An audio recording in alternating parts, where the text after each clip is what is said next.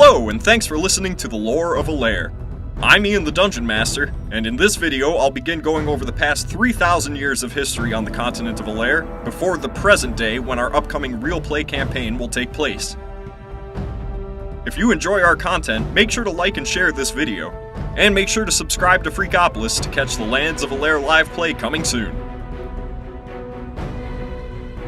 3,000 years before the present date, the continent of Alaire was in a far different state politically and otherwise.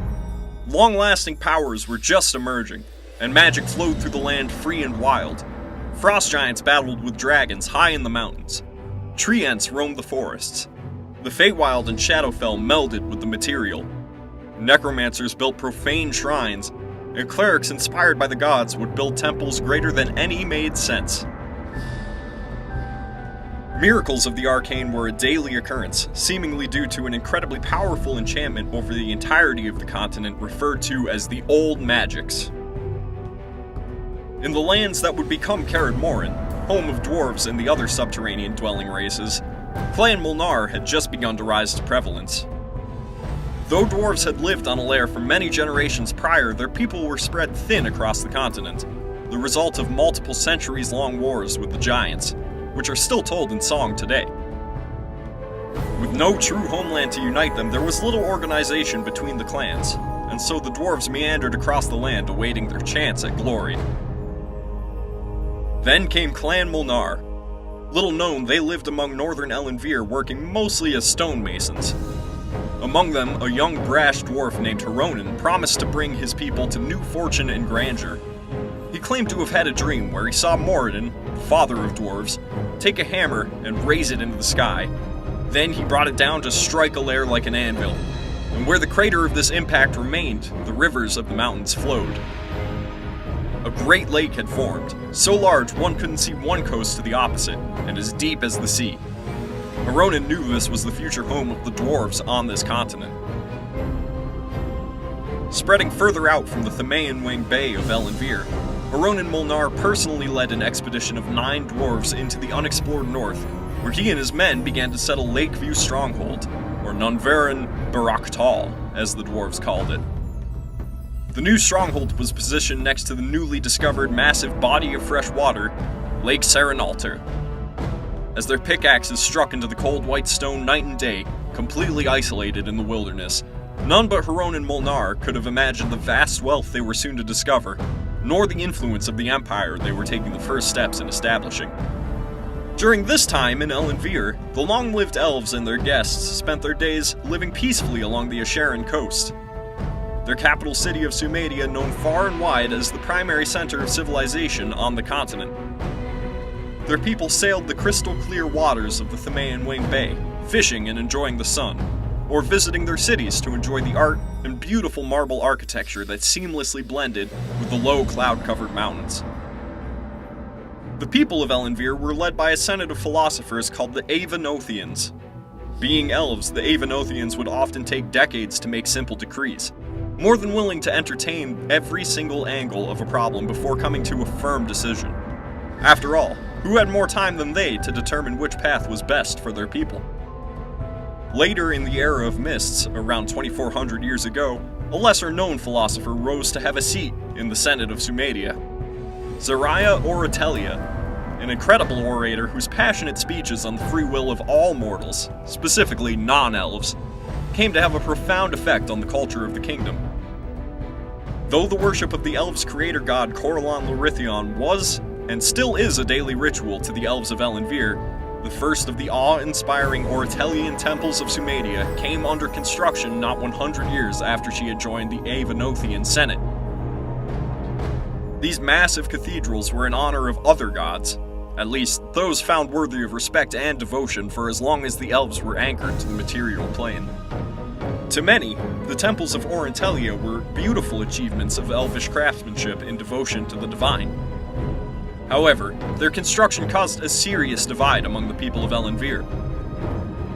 Some elves believed Corellon was the only true god worthy of elvish devotion, and found the new temples to be blasphemous. Tensions rose, and pressure mounted on the Senate to determine a solution. In the end, a subset of Corellon-devoted elves began an exodus to the east coast of Alaire in search of a new land, and settled in the untamed jungles now known as Tyanethra. To the south, on the coasts of present-day Zaida, an ancient empire was breathing its last breath. These people were known as the Eatal, who built great cities and monuments along the coasts for centuries until they fell under the influence of Zahir, the god of poison, as well as other various dark powers. Where once long ago travelers would find themselves enthralled by the scope and advanced arcane abilities of the Eatal Empire, now they feared to tread anywhere close to their remnants.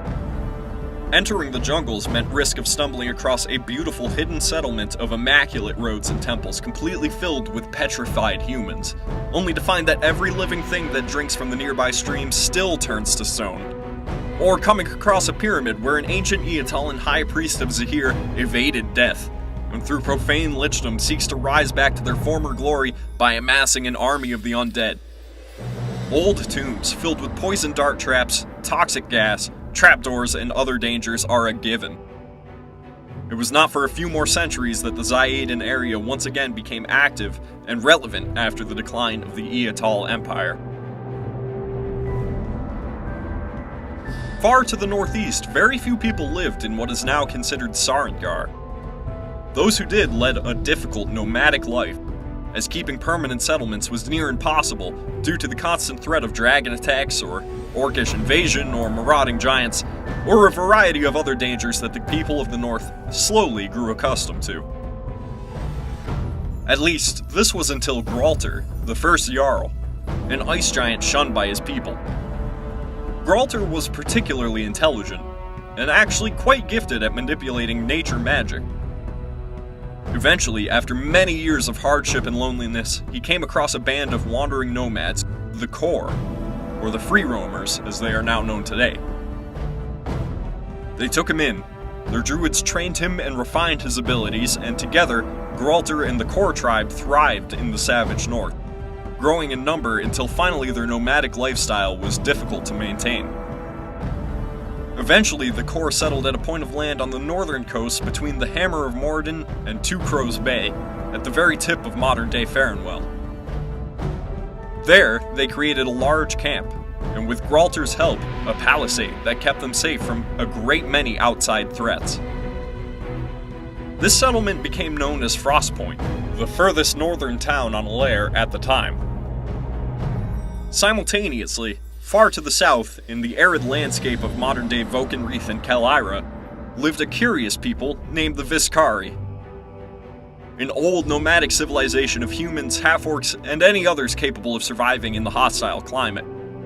They managed to survive in a land where rivers can dry up within hours, sandstorms can swallow entire settlements, and dragons ward in the skies. To achieve this, the Viscari maintained a symbiotic relationship with colorful giant lizards named Visicas, who made far better mounts than any horse or camel in this particularly harsh climate. All in all, the Viscari lived a relatively brutal lifestyle.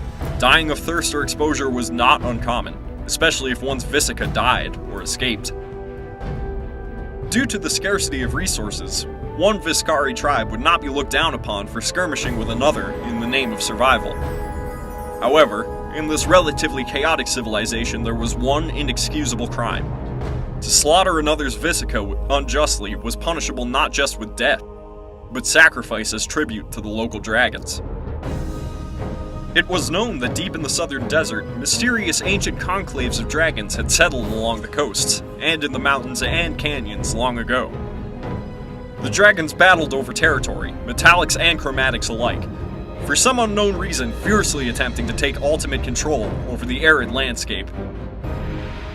To the Viscari people, the risk of dragon attacks was one of the many accepted daily dangers of being part of the tribe. There were ways to prevent or stall these fearsome creatures.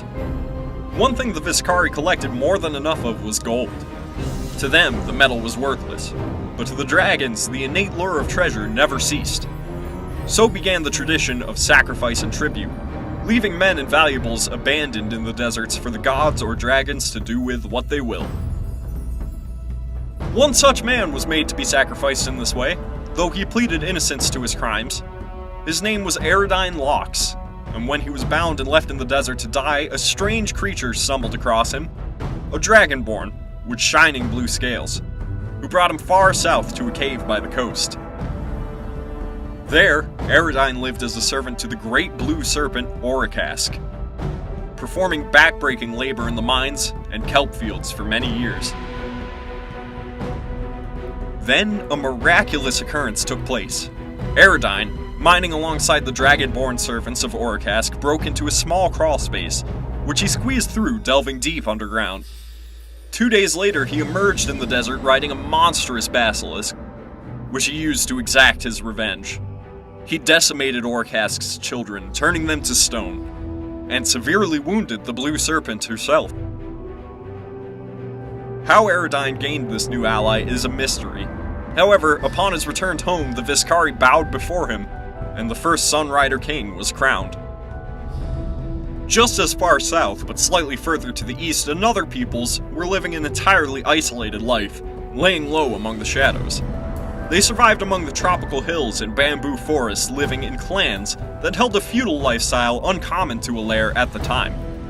They worshipped foreign gods, ate strange foods, and were an altogether different civilization than any other on the continent. These people were known as the Hir Jontol. Every single one of their families a separate clan, and all with the same aspirations: become the rulers of the hidden city of Arakora. To sit on the Emerald Throne of Arakora was to decide the future of all Hir Jontol. It was power absolute among the clans, and for this reason it was constantly warred over and left vacant. In Hir Jontol myth, the Emerald Throne was carved by the Masons of the Sun, who led their people across the Grey Tear Sea to Alaire thousands of years prior. It was believed that as long as no others knew of the Emerald Throne's existence, the Hir Jontol would be safe from all existential threats. However, with the first Emperor's name long forgotten, and every clan claiming right to the throne, the greatest threats proved to be internal instead. Despite constant rallying to battle, and promises of a brighter tomorrow, it would be eras later before any one clan managed to even come close to taking the throne. Roughly 2,000 years ago, the elves who wandered east from Elenvir, abandoning their home in search of a new land where they could worship Corellon in peace, came across the jungles that would become known as Tyanethra. These jungles were wild and untamed, and closely connected with the Feywild. Elves who journeyed there felt at home in their souls and their minds, and even today it is expected that many elves take a journey to Tyanethra at some point in their lives. Around the same time they had begun settling in the forest, forming the meeting place they would call Azel Omentai, scouts went to explore the east coast of Alaire. When they reported back, white sails, an endless sea of white sails. A new people had arrived to Alaire, crossing the sea known as the Empty Eye, and they were about to make a huge impact on the continent, shifting the era from the Age of Mists to the Age of Mithril. In our next video, we'll be covering the Age of Mithril through the Era of Shadows, about 2,000 years to 1,000 years ago. Thank you for listening to the Lore of Alaire. Once again, if you enjoy our content, hit the like and subscribe buttons. It means a lot to us. See you guys again soon.